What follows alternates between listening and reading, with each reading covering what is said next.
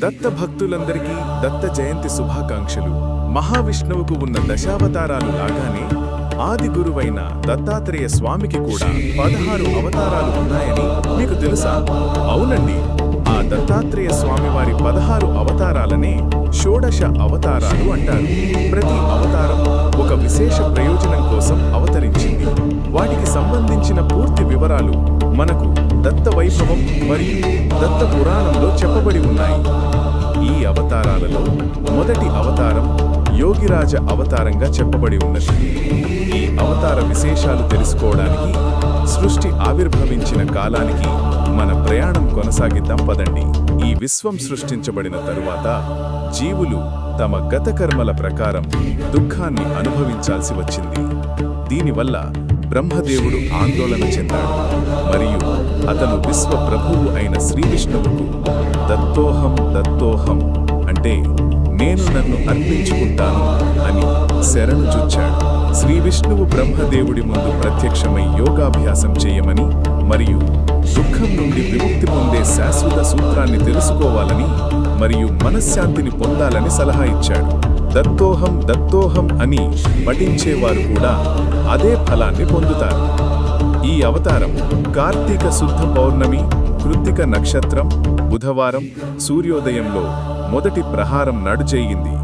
ఈ అవతారం యోగ మార్గాన్ని ప్రబోధించింది. అందుకే దీనిని యోగేశ్వర్ లేదా యోగిరాజ్ అని పిలుస్తారు. ఈ యోగిరాజ్ అవతారంలో శ్రీ దత్తాత్రేయ స్వామివారు చాలా ఆకర్షణీయంగా, సున్నితంగా మరియు మంచు లాంటి తెలుపు రంగులో కనిపించారు. శ్రీకృష్ణుడిలాగే అతనికి ఒక తల మరియు 4 చేతులు ఉన్నాయి. ఈ అవతారంలో శ్రీ దత్తాత్రేయ స్వామివారు అలర్క మహారాజుకు మరియు ప్రహ్లాదుడికి అష్టాంగ యోగ రహస్యాలను బోధించారు. మనసు ఎలా నియంత్రించుకోవాలో చెప్పిన మొదటి గురు రూపం ఇది. ఋషులు ఈ అవతారాన్ని ఈ విధంగా ధ్యానించారు: అద్వయానంద రూపాయ యోగమాయాధరాయ చ యోగిరాజాయ దేవాయ శ్రీ దత్తాత్రేయ నమో నమః. సాధకులు ఈ అవతారాన్ని చామంతి లేదా పసుపు పచ్చని పూలతో పూజించాలి. పాలు, అరటిపండ్లు మరియు కొబ్బరికాయలు నైవేద్యంగా సమర్పించాలి. ఈ స్వామిని ఆరాధించిన సాధకునికి మనశ్శాంతి మరియు ఏకాగ్రతలను అనుగ్రహించి సాధకునికి యోగ మార్గాన్ని సుగమం చేస్తారు. యోగ మార్గాన్ని బోధించడానికి, మనస్సును లగ్నం చేసి దైవాన్ని చేరుకోవడం నేర్పించిన విశిష్ట అవతారంగా ఈ యోగిరజావతాన్ని సాధకులు ఆరాధిస్తారు. ఇవి దత్తాత్రేయుని మొదటి అవతారమైన యోగిరజ అవతారం విశేషాలు.